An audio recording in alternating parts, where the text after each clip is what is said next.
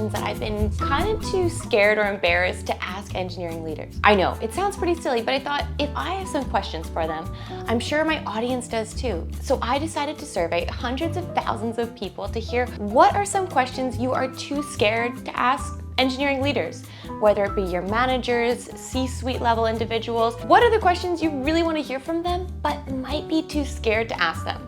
I'm going to share with you the top 5 questions people asked, and some of them may surprise you. Coming in at number 1 is, what happens if you don't know something? You are the manager, you are a C-level individual. Do you have anyone to go to? What do you mean, if you don't know something? If you want to grow in your career in tech as an engineer, you need to have every single thing on Google, Stack Overflow, memorized. Otherwise, you're a failure. What? Do not listen to them, do not listen to them. If you don't know something at really any stage of your career, whether starting out or even as an engineering leader, it's so important to be open to asking questions. That's how we learn. Technology is changing really quickly, and if we want to keep up to date with it, it means being open to continuous learning and asking questions. Okay, the second question or trend of questions that were asked was around failure. What if you fail? Specifically, what happens if you fail at your task? You are given something, you are working on something, and you don't complete it successfully. Fail at your task? If you think you can fail at your task, don't even try it out. You're fired. Instantly. Instantly fired if you fail at your task. I mean, does that even happen to engineering leaders? Once again, just ignore them. Just ignore them. If you fail at your task, it doesn't mean you're necessarily failing. What it means is you might need a bit more support, and that is okay. The number one thing with this, though, it comes communication, being open, sharing that you might need a little bit more support when you are working on something. Coming in at number 3, which was really interesting to me, was around people's insecurities or questions around their coding skills, and specifically, do seniors, managers, or anyone in leadership, do they laugh at my coding skills or my technical skills? Especially when you're just starting out.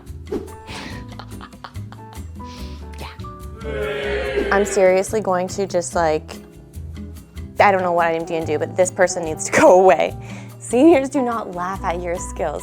The most important thing, though, is showing that you are open to learning and want to grow. It's totally normal not to know everything, and no, there is not a bunch of seniors sitting in the back room of the office or getting on a call remotely laughing at your skills. Not at all. Coming in at number 4 was all around ageism, and specifically as we get older.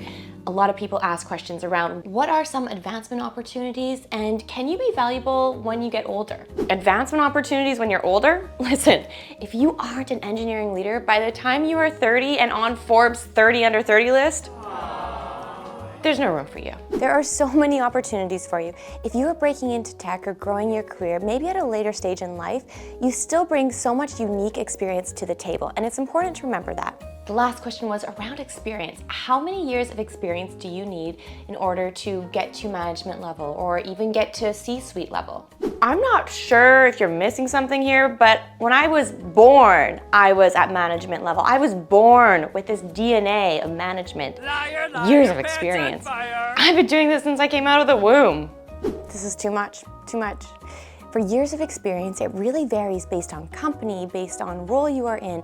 So rather than putting a specific timeline on it, focus on continuing to level up, continuing to grow in your skill set, both technical and soft skill wise.